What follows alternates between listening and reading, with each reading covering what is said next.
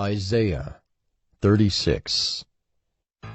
In the 14th year of King Hezekiah, Sennacherib, king of Assyria, came up against all the fortified cities of Judah and took them. And the king of Assyria sent the Rabshakeh from Lachish to King Hezekiah at Jerusalem with a great army. And he stood by the conduit of the upper pool on the highway to the washer's field. And there came out to him Eliakim the son of Hilkiah, who was over the household, and Shebna the secretary, and Joah the son of Asaph the recorder. And the Rabshakeh said to them, "Say to Hezekiah, thus says the great king, the king of Assyria, on what do you rest this trust of yours? Do you think that mere words are strategy and power for war? In whom do you now trust, that you have rebelled against me?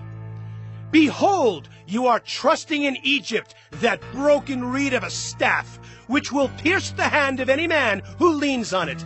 Such is Pharaoh, king of Egypt, to all who trust in him. But if you say to me, we trust in the Lord our God, is it not he whose high places and altars Hezekiah has removed, saying to Judah and to Jerusalem, you shall worship before this altar? Come now, make a wager with my master, the king of Assyria. I will give you 2,000 horses, if you are able on your part to set riders on them. How then can you repulse a single captain among the least of my master's servants, when you trust in Egypt for chariots and for horsemen? Moreover, is it without the Lord that I have come up against this land to destroy it? The Lord said to me, go up against this land and destroy it." Then Eliakim, Shebna, and Joah said to the Rabshakeh, "Please speak to your servants in Aramaic, for we understand it. Do not speak to us in the language of Judah, within the hearing of the people who are on the wall." But the Rabshakeh said, Has my master sent me to speak these words to your master and to you, and not to the men sitting on the wall, who are doomed with you to eat their own dung and drink their own urine? Then the Rabshakeh stood and called out in a loud voice in the language of Judah, Hear the words of the great king, the king of Assyria. Thus says the king, do not let Hezekiah deceive you, for he will not be able to deliver you. Do not let Hezekiah make you trust in the Lord by saying, the Lord will surely deliver us. This city will not be given into the hand of the king of Assyria. Do not listen to Hezekiah, for thus says the king of Assyria, make your peace with me and come out to me. Then each one of you will eat of his own vine, and each one of his own fig tree, and each one of you will drink the water of his own cistern, until I come and take you away to a land like your own land, a land of grain and wine, a land of bread and vineyards. Beware lest Hezekiah mislead you by saying, the Lord will deliver us.